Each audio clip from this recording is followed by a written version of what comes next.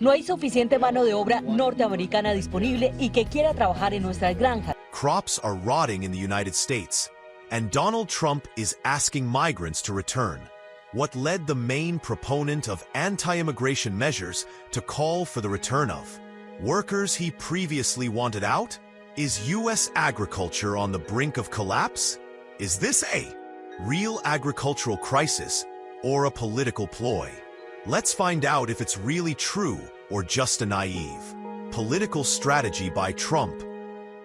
Last month, in a renowned Texas field, a 30% loss in production was recorded in just a few weeks due to an imminent labor shortage. This specific figure reflects the severity of a crisis that is currently affecting thousands of farms across the country. The shortage of American workers willing to do difficult jobs has left entire crop corridors without the necessary care, putting not only the harvest at risk, but also the stability of the entire food supply chain. Faced with this situation, former President Trump has launched a controversial proposal to invite deported migrants to return to work in the fields, offering economic incentives to prevent crops from withering. Today, we will break down this event, analyze its implications, and explore the reactions of workers and employers. What real impact will this measure have on the revival of our fields? Subscribe and join us to find out. The situation in the U.S. agricultural sector has worsened in recent years. Farm and field owners are finding that the traditional workforce, mainly made up of Latino migrants, is becoming increasingly scarce as U.S. workers refuse to take on physically demanding jobs with long hours. Fields are left unattended and plants and crops begin to show irreparable damage. Have you stopped to think about how this might affect the price of food in your supermarket? In various interviews, landowners recount with frustration how, despite their best efforts, the lack of personnel is resulting in millions of dollars in losses. The former president's proposal comes in response to this emergency. It suggests that deported migrants who have been denied the right to work in decent conditions be allowed to return with economic benefits and improve conditions that ensure fair treatment. In cabinet meetings and public statements, it has been emphasized that the situation in the countryside is alarming. Images and videos posted on social media show fields with unharvested crops, where the deterioration of what could be the food source for millions is clearly visible. Business leaders in the sector have stressed that if this trend continues, in addition to economic losses, the reputation of the agri-food system will be seriously damaged, which will have repercussions throughout the supply chain. Can you imagine what would happen if your favorite fruits and vegetables were to cost twice as much? The stress is real, and the measure, although controversial, stems from a pressing need to revive the economic engine of agriculture. Despite the doubts and mistrust left behind by years of exploitation and deportations without justice. Don't forget to subscribe to the channel so you're not the only one missing out on everything the mainstream media isn't telling you. Let's keep going. Deported migrants, who have contributed for decades to maintaining high levels of production, now face a proposal that appears to be a lifeline but is fraught with complexities. Many of them have been subjected to a system that exploited them, without offering them employment benefits or decent conditions. For this reason, the idea of returning them to work in the fields with incentives and improvements seems to some like an offer full of empty promises. During community panels and forums, union leaders have recalled multiple episodes of unjust deportations, which have undermined the migrant community's trust in any change promised by the government. At the heart of this discussion are also the voices of current workers. A master farmer who has been in the fields for more than 30 years, says, "We have been promised improvements, but we continue to work in precarious conditions. The generation of migrants who have sustained agriculture for decades is now raising its voice to demand not only fair treatment, but also the recognition and dignity that have been denied them for so long." Employees at cafes in rural areas and hotels near the farms say that abuse and exploitation have left deep scars on the working community. The story becomes personal. Entire families have survived by working in the fields, risking their health and their time, without receiving the pay or labor rights they deserve. How would you feel if, after years of sacrifice, you were asked to return to the same conditions without any substantial change? Of course not. And that is why the proposal is met with reluctance and skepticism from those who have experienced firsthand the harsh treatment in the agricultural world. The sector's economy is being hit hard by this labor crisis. As fields are left unstaffed, crops begin to spoil and, as a result, food prices are expected to rise significantly. States such as Texas, California, and Florida, increases of nearly 30% have already been seen in seasonal products. This not only drives up the cost of living for consumers, but also has a domino effect on the entire economy, from transportation to supermarket distribution. The response from the business community has been strong.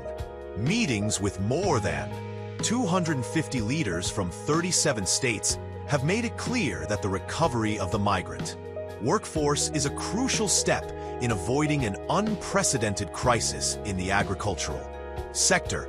Many business owners are willing to offer employment incentives, from bonuses and long-term contracts to improved safety conditions, paid vacations, and retirement plans, with the aim of attracting migrants who, despite years of exploitation, would benefit from a real opportunity for change.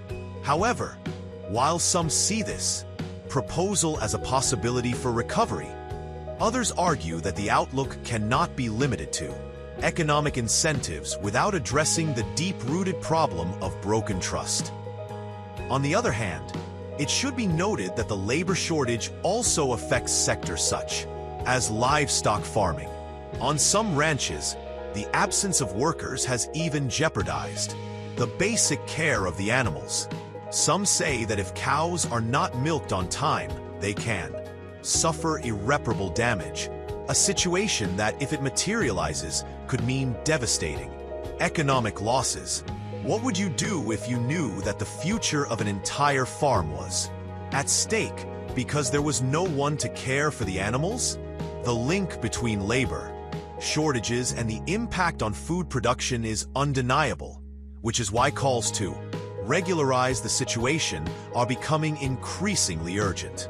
Every grain and every liter of milk loss due to a lack of personnel represents not only an economic loss, but also a blow to the pride of a sector that has been sustained for decades by the strength and dedication of committed migrants.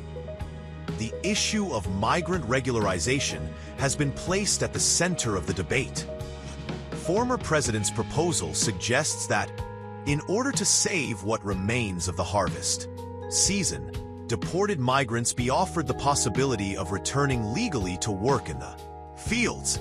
Economic incentives are even mentioned as a way to compensate for years of exploitation and poor working conditions. Is a change in immigration policy a viable solution to such a complex problem? Proponents of the measure argue that it is a pragmatic solution that will prevent the loss of entire crops in the short term. However, many voices in the migrant community warn that without a profound change in the way migrants have been treated historically, these promises may prove insufficient. Past experiences of mass deportations and lack of employment benefits have left deep scars. As a result, even the most generous incentives are met with mistrust and Skepticism. This is where the proposal becomes truly controversial.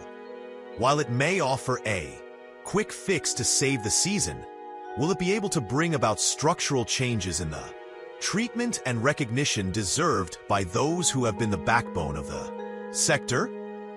Remember to subscribe to the channel to stay up to date with everything that's coming. Let's keep going. Migrants' perceptions of this proposal are key to understanding the debate. After decades of working in conditions that many describe as inhumane, the idea of returning to an environment that exploited them for so long seems, to many, like a trap.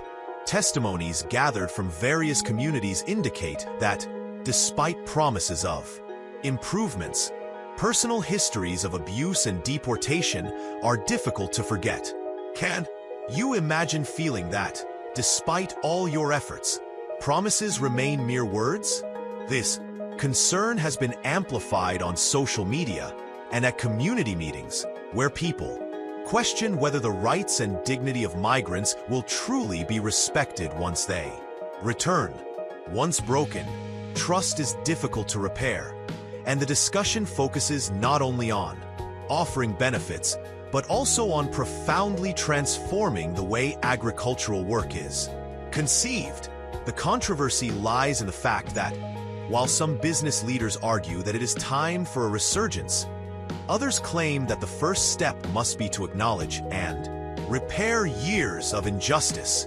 Will it be possible to achieve this balance between economic efficiency and social justice? The repercussions of this problem extend to the end consumer. With the lack of labor, not only is the continuity of production at risk, but also the stability of food prices. Supermarkets in states such as Texas, California, and Florida have already reported significant increases, and there are fears that if the situation is not resolved, the cost of basic foodstuffs will skyrocket to unsustainable levels. How would you feel if you saw the price of your favorite fruits and vegetables rising endlessly? The uncertainty does not only affect producers, but has repercussions throughout the economy and, ultimately, on the lives of citizens. The dilemma becomes a vicious circle. The lack of workers increases production costs, which translates into higher prices, and this in turn affects demand and the stability of the sector. De este restaurante mexicano se llevaron a los cocineros, meseros y al administrador. Esta inmigrante salvadoreña vio como el Servicio para el Control de Migración y Aduanas arrestó a su esposo. Finally, it should be noted that the debate is not exclusive to the agricultural sector.